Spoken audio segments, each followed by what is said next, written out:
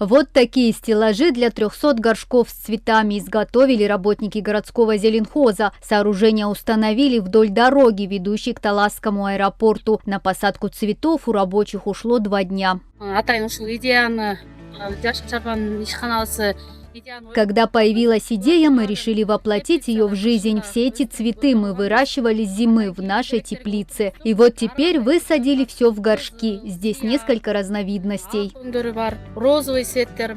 Эта улица считается одной из самых оживленных. Молодежь любит здесь гулять и дышать свежим воздухом. Я думаю, сделали очень красиво. Улица преобразилась, вокруг природа, воздух чистый. Мы сюда часто приходим.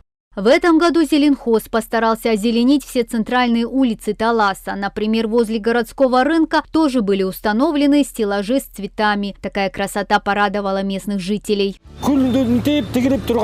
Я думаю, что это хорошая идея украсить город такими композициями. Смотришь и радуешься, как красиво. Сейчас ремонтируются дороги, создаются удобства горожанам. Идет хорошая работа по развитию Таласа.